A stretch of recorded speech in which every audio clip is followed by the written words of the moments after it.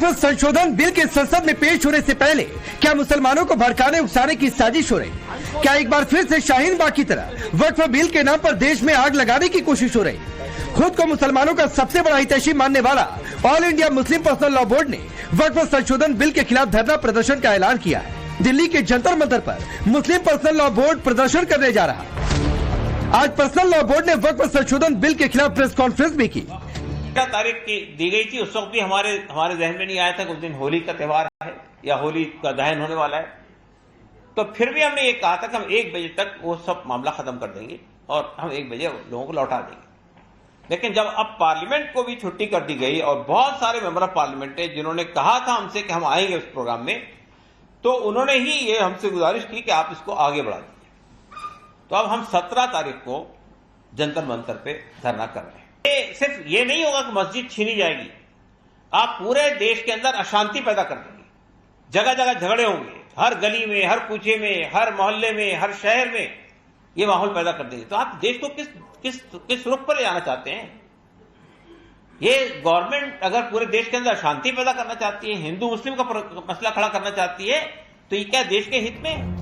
Personal law board धमकी दे रहा कि जैसे किसानों ने आंदोलन किया था वैसे ही वक्फ बिल के पास होने पर आंदोलन किया जाएगा। देशव्यापी अभियान छेड़ेंगे और मेरे नजदीक शाहीन बाग भी एक पीसफुल और डेमोन्स्ट्रेशन था, तो उसमें कोई गलत बात नहीं थी, उसमें कहीं हिंसा नहीं हुई, कहीं कुछ नहीं हुआ, पूरा डेमोन्स्ट्रेशन पीसफुल था। वो भी देशव्यापी था। तो अगर आप शाहीन बाग समझते हो तो शाहीन बाग समझिए, लेकिन हम तो देशव्यापी अभियान छेड़ने की बात कर रहे हैं। वहीं शिया धर्मगुरु मौलाना कल्बे जवाद ने भी वक्फ बिल को धोखा बताया और देश भर में प्रदर्शन करने की बात कही। कैंपेन हमारा चलेगा इस सिलसिले में, ताकि इन बेईमानों को, इन गद्दारों को जो नुकसान पहुंचा रहे हैं, इनको जो है इनका पर्दाफाश किया जाए और हमारा पीसफुल प्रोटेस्ट पूरी इंडिया में होगा। इंशाल्लाह पूरे पीसफुल प्रोटेस्ट पूरी इंडिया में होगा और हम इस बिल की मुखालिफत करते रहेंगे और इसके लिए कोर्ट भी जाएंगे। आंदोलन की धमकी वाले all India Muslim personal law board के ऐलान के बाद ऑल इंडिया इमाम एसोसिएशन के अध्यक्ष मौलाना साजिद रशीदी ने मुस्लिम पर्सनल लॉ बोर्ड और जमीयत पर निशाना साधा, तो समाजवादी पार्टी मुस्लिम पर्सनल लॉ बोर्ड के बयान के समर्थन में उतर आई। देखिए, डेमोक्रेसी में प्रोटेक्ट सबका अधिकार है और उनको करना भी चाहिए, क्योंकि लगातार जिस तरीका का ये वक्फ बोर्ड का बिल बनाया गया, ड्राफ्ट किया गया है, वो वक्फी सारी जमीनों को छीनने का षड्यंत्र है। लगातार उन जमीनों पर नजर है बीजेपी के लोगों की, प्रशासन के माध्यम से छीनना चाहते हैं।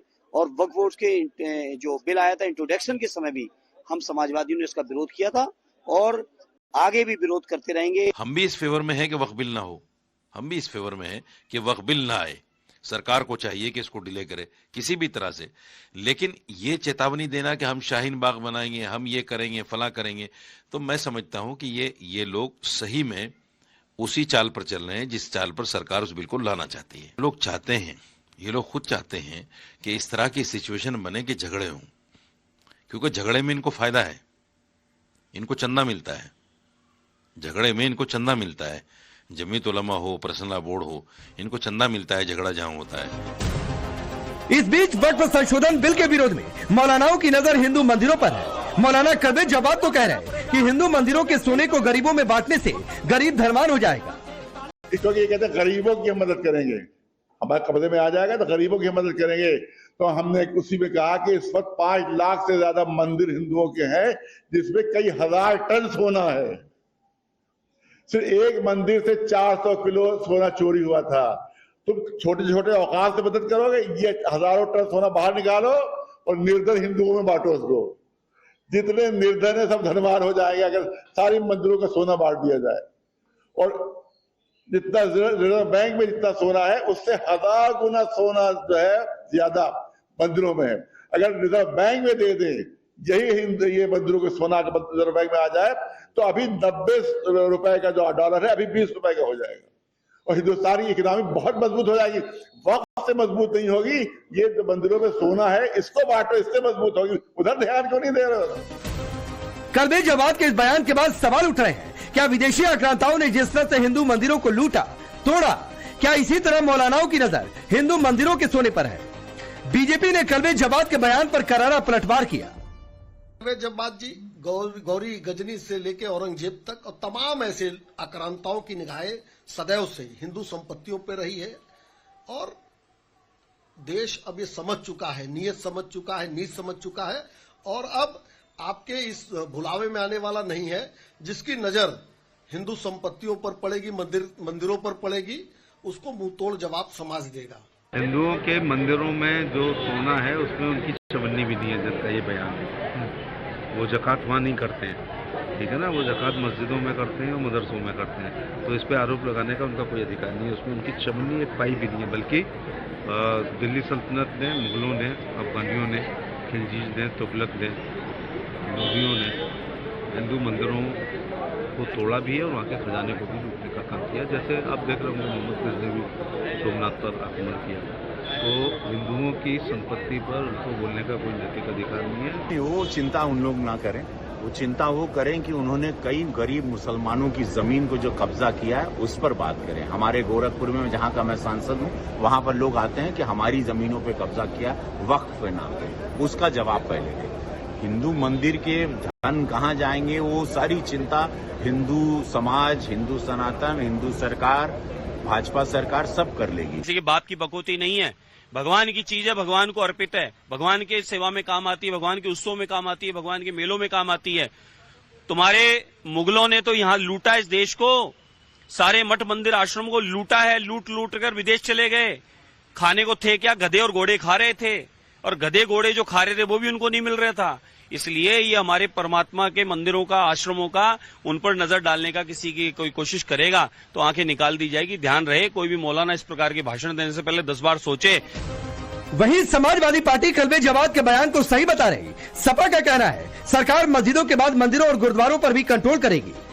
साहब ने बहुत अच्छी बात कही है। ये सरकार जो है ना, ये सिर्फ मस्जिदों पे कंट्रोल नहीं करना चाहती है। वक्फ के जरिए जो पूरे देश में लोग खुश हो रहे हैं कि मुसलमानों को टाइट किया जा रहा है, वक्फ की संपत्तियों पे सरकार कब्जा कर रही है। धीरे धीरे इस देश की मंदिरों पे कंट्रोल होगा। आज मस्जिदें अगर कंट्रोल में ली जा रही हैं, ऐसा नहीं है कि मंदिरें कंट्रोल में नहीं ली जाएंगी। कल सिख गुरुद्वारे भी कंट्रोल में लिए जाएंगे और लिए जा रहे हैं। तो कलवे जवाहर साहब ने बहुत गंभीर बात कही है। आज नहीं, इस बात को लोग कल समझेंगे। अब सवाल है, क्या वक्फ बिल के नाम पर देश में मुसलमानों को भड़काकर फिर से शाहीन बाग वाली साजिश हो रही? सवाल ये भी कि क्या पर्सनल लॉ बोर्ड का दिल्ली में प्रदर्शन करने का मकसद माहौल खराब करना है? सवाल ये भी कि वक्फ बिल आने का डर सदा रहा तो क्या विदेशी आक्रांताओं की तरह कट्टरपंथियों की नजर अब हिंदू मंदिरों के खजाने पर है? ब्यूरो रिपोर्ट, टाइम्स नाउ नव भारत। तो शाहीन बाग आप समझ रहे हैं तो समझते रहिए, हम तो यही करेंगे। ये 2 टूक कह दिया मुस्लिम पर्सनल लॉ बोर्ड ने वक्फ के नाम पर। चलिए आपका परिचय मैं आज के मेहमानों से करवाता हूं। शारजा अली भारतीय जनता पार्टी के नेता और प्रवक्ता, मोहम्मद फैज खान राष्ट्रीय मुस्लिम मंच के अब से थोड़ी देर में हमारे साथ स्टूडियो में होंगे। हाजी मेहरदीन रंगरेज है जो कि पॉलिटिकल एनालिस्ट के तौर पर जुड़ रहे हैं। प्रोफेसर धर्मेंद्र यादव है समाजवादी पार्टी के नेता और प्रवक्ता। हाफिज नूर अहमद अजहरी है इस्लामिक स्कॉलर के तौर पर। आप सभी का बहुत बहुत स्वागत है। मैं शुरुआत मेहरदीन आपसे कर रहा हूं। शाहीन बाग समझ रहे हैं तो समझते रहिए, हम तो शाहीन बाग इस देश में हर कोने में खड़ा करेंगे। ये नियत है वक्फ बोर्ड पर, मुस्लिम पर्सनल लॉ बोर्ड की।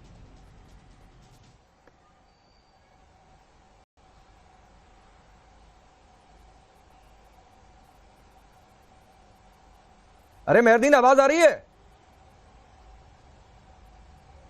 हाँ आवाज आ रही है। मैं राकेश भाई ये कह रहा हूँ, अगर ये बिल आता है सदन में तो ये बिल आ गया है, अगर ये लागू बिल होता है तो हम सीए एनआरसी वाला जैसा प्रोटेस्ट हुआ था, चाहे आप शाहीन बाग कह लीजिए, आप सिलमपुर कह लीजिए, तो इसी तरीके का प्रोटेस्ट होगा। तो इसमें क्या बुराई है? जब किसान कानून आया तो किसान भाइयों ने हमारा जो है प्रोटेस्ट किया और वो किसान कानून वापस लेना पड़ा मोदी जी को। तो ये तो लोकतांत्रिक अधिकार है हमारा के प्रोटेस्ट करना, अदालतों में जाना, अपनी लड़ाई को लड़ना। तो इसमें कहाँ गलत बात है? ये तो जब आपको बस सीए नहीं, फिर उसमें बच्चों को आगे कर देंगे। नहीं मेहरदीन, फिर उसमें बच्चों को आगे कर देंगे, कभी ऊपर कभी उसमें आपत्तिजनक नारे लगवाएंगे, फिर उसमें हिंदुस्तान की संप्रभुता को चुनौती दी जाएगी। ऐसे शाहीन बाग खड़ा करना चाहते हैं आप? सुनिए, अच्छा सुनिए, अच्छा ठीक है। अगर हम कोई आपत्तिजनक बात करेंगे या हम कोई गलत काम करेंगे तो हमारे यहाँ दिल्ली पुलिस है। अरे करेंगे क्यों भाई? अगर करेंगे से क्या मतलब होता है? मेहरदीन, अगर करेंगे इससे क्या मतलब होता है? अरे हम करेंगे ही नहीं ना। नहीं, इस प्रेस कॉन्फ्रेंस में यह कह दिया जाता है कि देश में अशांति ना फैले, यह देखना सरकार का काम है। तो क्या मुस्लिम पर्सनल लॉ बोर्ड की कोई जिम्मेदारी नहीं है? इस देश के नागरिकों की कोई जिम्मेदारी नहीं है कि इस देश में शांति बनी रहे, अशांति ना फैले? देखिए राकेश भाई, वक्फ की संपत्ति जो है पूरे देश के मुसलमानों की संपत्ति। नहीं, अभी मैं वक्फ पर आऊंगा मेहरदीन, अभी मैं वक्फ पर आऊंगा। ये जो शाहीन बाग की धमकी दी जा रही है कि इस देश के अलग अलग कोनों